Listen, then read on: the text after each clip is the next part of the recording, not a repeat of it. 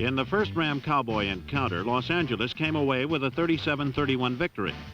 John Hadel had led the offensive barrage as he completed 12 passes for a spectacular 279 yards.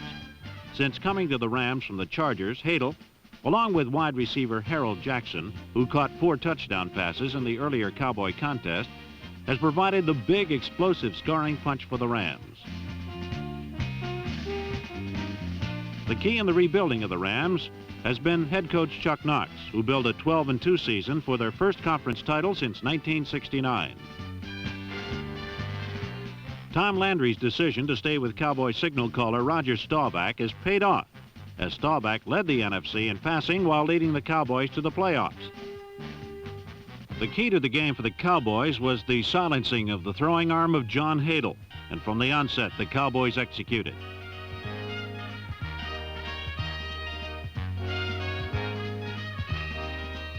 Number 55, Leroy Jordan, grabbed the pass in front of Ram tight end Bob Klein. Watch in an end zone replay, as Jordan's perfect timing lulled John Hadel into thinking Klein was open.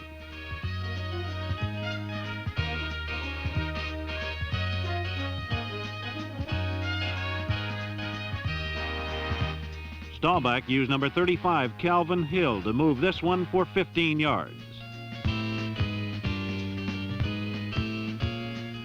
2 plays later, Hill gave Dallas the lead.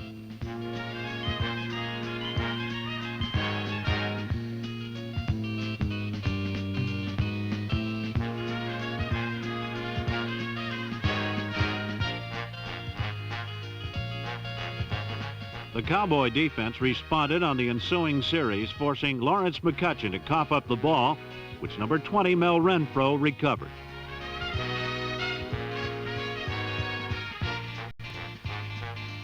On 2 key third down situations, Staubach used timely scrambles to net big first downs while moving the Cowboys to the Ram 4-yard line.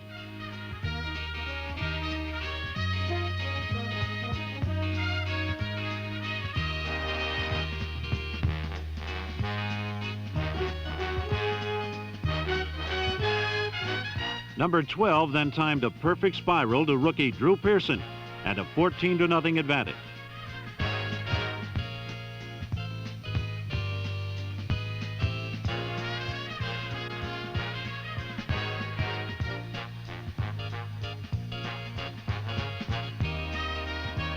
The Rams couldn't convert on a Calvin Hill fumble, which brought them excellent field position, missing their second field goal attempt.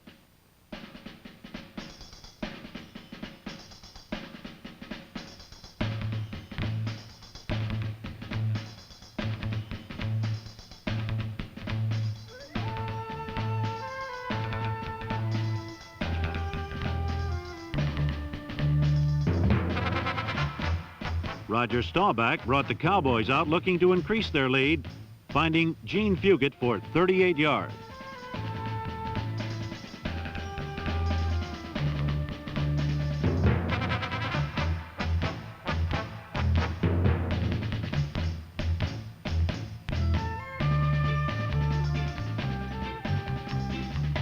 The Ram defense rose to stop the Cowboy threat as Staubach was forced out of the pocket and then dropped by number 85, Jack Youngblood.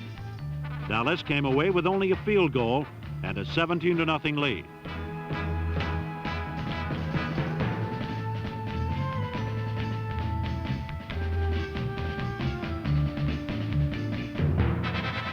Then the thunder finally struck as Hadel unleashed a lightning bolt to Harold Jackson for 40 yards.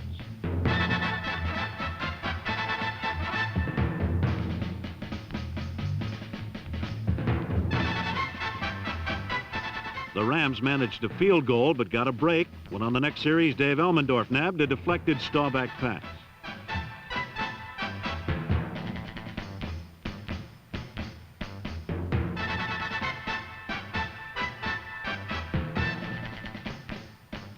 Once again, however, 8 plays could bring the Rams but a David Ray field goal, which sent Los Angeles to the dressing room without a touchdown and trailing 17-6 to the Dallas Cowboys.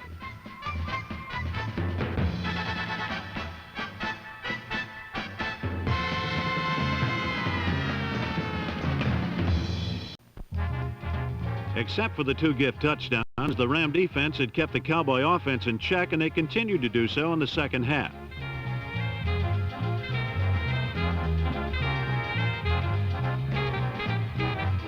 So effective was the Ram defense that Dallas could manage just 2 first downs in the third quarter. But the Cowboys' offensive futility was matched by the Rams, who could not take advantage of 3 excellent field position situations. The first was set up on Jim Bertelson's 30-yard punt return.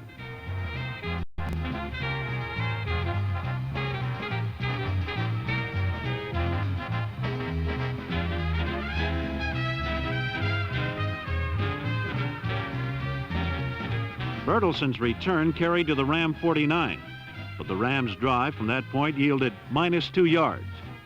Later in the quarter, the Ram defense again set up the offense when Staubach got good protection and thought he had Pearson open, but middle linebacker Jack Reynolds intervened at the last moment.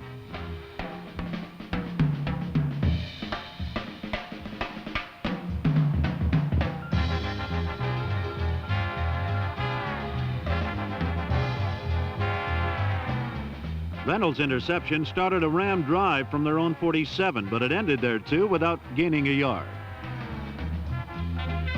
The Ram offense finally got started when Hadel found Jack Snow for 50 yards.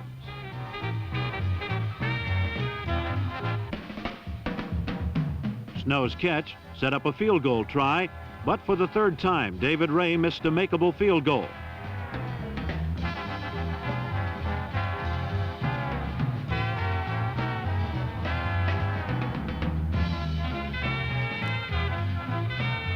Later, Ray did hit one, but Los Angeles trailed early in the fourth quarter, 17-9.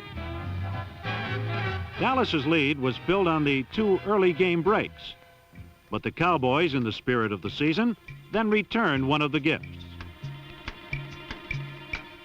Calvin Hill's fumble was recovered by Fred Dreyer.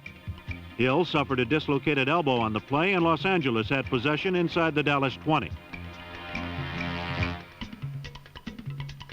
2 plays after Hill's fumble, Tony Baker battled in, and thanks to the NFC's best defense, the Rams were back in the game.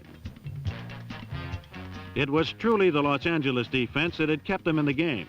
They couldn't be faulted on the Cowboys' 2 touchdowns and had themselves set up the Rams' only scores. Los Angeles had gallantly battled from a 17-0 deficit and trailed now 17-16.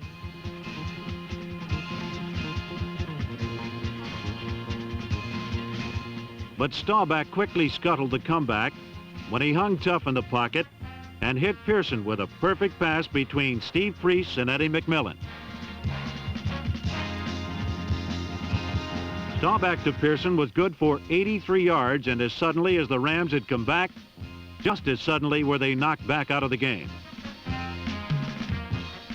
Drew Pearson, a free agent before the season and a third stringer for most of the year, had caught just 2 passes in the game, but both were for scores. Pearson's father had named his son after the famous columnist, and now in the biggest game of his career, Drew Pearson had written headlines of his own. Calvin Hill, dislocated elbow and all, had run downfield to congratulate Pearson, for all the Cowboys were confident of the Doomsday defense's ability to jam the Ram offense for the remainder of the game.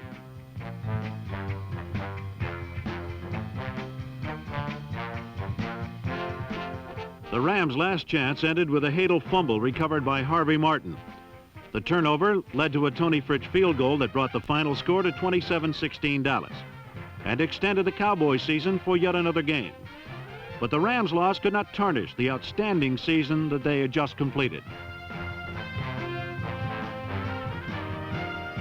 For John Hadel and the Rams, a remarkable season was over. Chuck Knox, in his first season as head coach, had led the Rams to 12 victories, the most wins in one season in their history. 1973 may be the start of a playoff appearance streak for the Rams, but it will be difficult to match that of the Cowboys. For 8 straight years, the Cowboys have made it into postseason play.